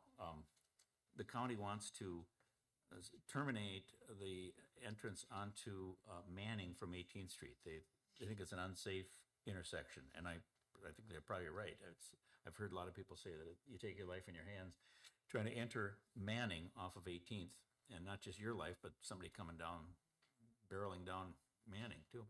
So they want to shut that off. They want to create a cul-de-sac there. There have been several iterations of that cul-de-sac, how it would look. There was one that was, I think, an 82-foot cul-de-sac that swung to the south quite a bit because of the concern that perhaps the northerly landowner wasn't on board with it. There was another proposal that we actually approved at our last monthly meeting They called for a, what was it, about 58-foot cul-de-sac, something like that, 58. We approved it, and then we heard from the Bayport Fire Chief that this doesn't meet the state fire code, which requires a 90-some foot cul-de-sac in order for a fire truck to turn around. So we rescinded our approval, and we're kind of back to the drawing board with Washington County about what that cul-de-sac should look like. The standard, as I understand it, is 90 feet. So I had some conversations with the county engineer and also with the lady who does the right-of-way acquisition for the county. She's very good at what she does, and I just heard from her this evening, just before I came here. She sent me an email saying that she has talked to the landowners north and south, and they are both amenable to a larger right-of-way and a larger cul-de-sac. Both landowners are interested in having the road terminate there. They don't really like all the traffic going by. And so they both want the cul-de-sac, and they're amenable to having the county acquire, or I guess it's the township. The county's going to do the negotiation, but the township's going to actually acquire the right-of-way, I think, to accomplish this. And one of the points was the landowner to the north has some small trees. They're almost seedlings. They're a little bigger than seedlings, but saplings maybe at most, at best. One of the proposals was that we would give them some money to hire somebody to come in with a tree spade and move those a little bit, move them a few feet. We wouldn't do the hiring. We'd let the landowner do that, but part of the acquisition cost for the right-of-way would be to allow that to happen. And so apparently this landowner is amenable to that. And I think kudos to Mindy Leadholm for, for being diplomatic about it and everything. So it sounds like that might work out, and what we're waiting for now is word from the county, the county, to tell us what they think that's going to cost. And so stay tuned, I guess. We're still working on that part of it, but looks like we probably will end up with a cul-de-sac that's acceptable to everybody, including the fire department. I think Lake Elmo also has that requirement or strong suggestion about the 90-foot turnaround. And Lake Elmo might actually be the fire department that responds to a fire there, because this is west of Manning, and I don't know who gets there first, but we've got the contract with Bayport, of course, but I think my understanding is that a fire call goes out to a number of different agencies, and who's ever able to respond best will respond. So we got Bayport, we got Lake Elmo that might respond to a fire there, both of whom I think want a larger cul-de-sac. So that's what we're working on 18th Street. That will become the responsibility of the township. The county's going to do all the work, and we're going to make a kind of a small contribution to the actual construction work on that cul-de-sac. Well, yeah, maybe you even know what the formula is. It's a small percentage, I think, that we're going to be contributing to the construction work. Do you know what it is right offhand? I haven't seen a breakdown. Yeah. They have a cost share participation policy. Right. But they'll be taking the lion's share of it, I think. But we will have to take upon ourselves the cost of right-of-way acquisition. Did you have a comment? I think they gave me a price of about $125,000. And they said that's a preliminary price. For the whole project? Yes. Yeah. But then our share of it will be considered. No, that's our share. Well, that's our share? Well, because our share on the smaller one was with 55,000, but I feel like the documents we reviewed at the last meeting, there was some missing, it didn't seem comprehensive. So I don't know if there's missing parts. Oh. It was hard, it was referring to exhibits that weren't attached, so the next time we review that, if there's more. Yeah, meat there. the county provided a draft joint powers agreement that was, they were missing the detailed cost breakdown and estimate. They just gave us a number, so it's hard to tell what we're all paying for when you just get the lump sum fee. But that they'll be there in the more finalized versions. The breakdown. That we'll have to look at. All right, so we'll have to stay tuned, but that's kind of the status of it right now. I don't have anything further, I don't think. On that, So then the next issue would be the East Metro Water Education Program Agreement with Washington Conservation District. I suppose Carrie maybe will tell us what that's all about, or maybe there's somebody else telling us what that's about, I don't know. I'm familiar with what this is, but I don't know the history. Like, is this a renewal of something we've done before, or is this the first time we've had a contract directly with MREP? So I'll let Carrie start on that. Well, overall, it's the Conservation District, the Washington County Conservation District, specifically Middle St. Croix, Middle Watershed District. Yep. It's closely aligned to them. They are the so MRAP, which, what is it? East Metro Water Education Program, they call it MRAP. They are the educational piece to the Conservation District, and we are part of MRAP. We are one of the members, and so they're looking for, Washington County is looking for an agreement between their members and them to contract with them again to provide education to our residents or around Washington County.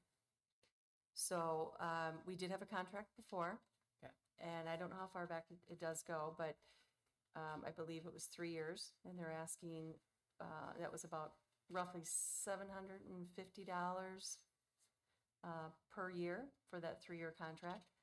And it has gone up to $900 a year with some inflationary increases for their contract timeframe of 2025 through 2027.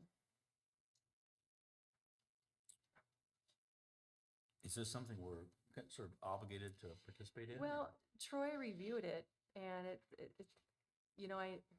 it sounds like we can terminate. If we're not happy with their services, we can terminate it. But then it would mean, I believe, correct me if I'm wrong, Troy, but it would mean that we would have to take on those kind of educational pieces. For MS4, yeah. So, Mr. Chair, I admit, I'm not really knowledgeable about the MS4 education components, but if this is what that is intended to do and you need to do it, it seems like a relatively cost-effective way to get it done. In reviewing, as Carrie said, I did review the agreement, didn't have anything of concern that I saw. So, I mean, I suspect this is a way that this area is addressing the MS4 obligation. That's correct. Okay, and that is an obligation we have, and if it's only gonna, it's $900 and it's cost effective, then we should probably go ahead with it. It's $900 for us directly, but we also pay our watershed dues, but with both Valley Branch and Middle St. Croix, and part of that is funding this as well. So kind of one West Lakeland dollar goes in three buckets to fund this. Angie Hong leads this and had a robust presentation on what they were going to plan to do with the increase in the budget for next year, and it seemed all well and good. They do a great job. And it does fulfill, I mean, it's a great deal for us to fulfill that MS4 education component. All right, and this is a 3-year contract, so we don't have to look at this again for 3 years after we do this, right? When I talked to her today, she did offer, Angie, if we wanted any West Lakeland specific education for our township or our residents on anything related to conservation or salt on the roads or a variety of topics related to conservation, that would be covered. So Okay. if there's any interest, let me know. But there is one thing, there's the requirement of a steering committee participant, and I would be happy to do that if no one else wanted to. Okay, sounds like you're nominated and elected. All right, so then this requires a motion then to enter into this 3-year contract. So I'll move that we enter into this 3-year contract with the Washington Conservation District and bind ourselves to this $900 a year cost Do I have a second? I'll second. Moved and seconded. Any discussion? Anybody? $900, that's money. We need a, yeah. Chairman Newsberg. Aye. Supervisor Dana? Aye. And Supervisor Bulow? All right, thank you. That covers that item. Any old business or new business to come before the board? Anybody has? I have one new business. So after we get through the town hall renovation, I want to focus on technology upgrades in our township. I've talked to Andrew and Carrie. I was just wondering from the board if we should ask for volunteers to form a committee or do it internally, or if there's any opinions on how to organize that. And I guess the scope would be getting some sort of server or some shared folder structure that we could access, technology to make Carrie's job easier and maybe reduce paper sometime in the future, things like that. And possibly, we're gonna have to deal with a website upgrade as well, since our current website provider is very aggressively wanting us to upgrade to the new platform. So that would be, I think, a 2025 goal. So I don't know if anyone has any feelings about any of that. Or Andrew and I can figure it out with Gary too. Yeah, I mean, I think there are a lot of technology issues that we could and should look at. The ones you mentioned. I also think it'd be nice to, image and index a lot of our paper files that we have, including building permits, which are now housed by our building inspector, and probably should be in our possession and subject to our, protection and storage and retrieval and everything else. And to me, the biggest part of that is probably the indexing. It's easy to scan stuff, but it's really requires quite a bit of knowledge to properly index it and make it so it's retrievable. So these are big issues, but yeah, I think it'd be good to have some kind of a committee to consider all these things. Maybe at the annual meeting time, we can solicit for that because it needs to be post remodel. It needs to be what? Post remodel. Oh, yeah, sure, one thing at a time. Yes. Yeah. But I agree with you, that's something we need to, Okay. it needs to be on our radar, and there's a lot of improvements we could be making and should be making. So, okay, any other old or new business to come before the board? Public comment, 3-minute limit. Anybody got a comment they want to make? Sure. Why don't you step up to the podium here and state your name and address for the record? Cut me off after 3, but as you kept talking, I kept adding on things to discuss. Okay. First, as far as Washington County goes, this building is still a church. 1 year ago, Phil, I brought it up to you, and I've been to the other supervisors. Town ordinance says, as to my understanding, Mark, your expertise, that a CUP is necessary to use it for government use. Has there ever been one? Keep going. I mean, this isn't a question and answer thing. This is a public comment, Okay. so go ahead. Well, if there isn't, folks, please address it.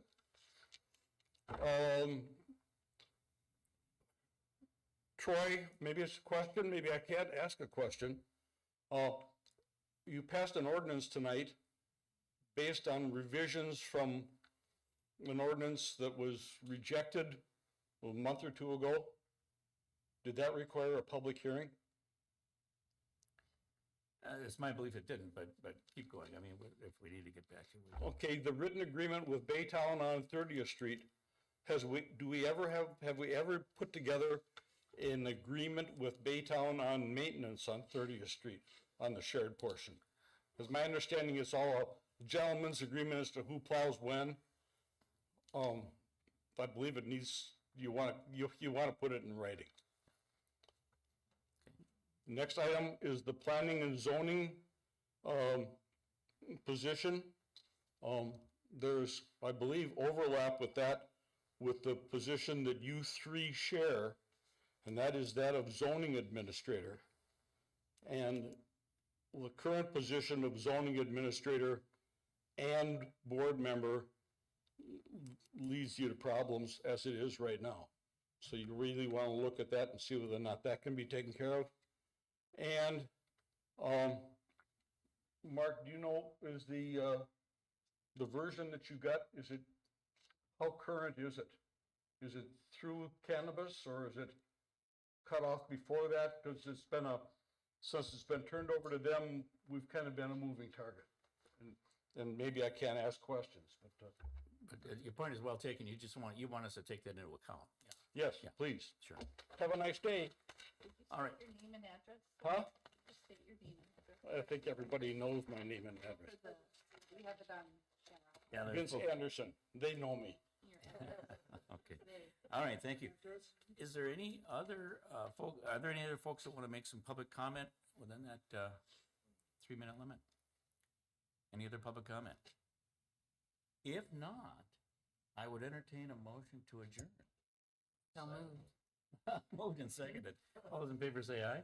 Aye, opposed no. Thank you very much. We're getting out of here in record time, folks. Record time. This is good. Yeah. Not by planning script. No. It's done by 9. That's right. That's okay.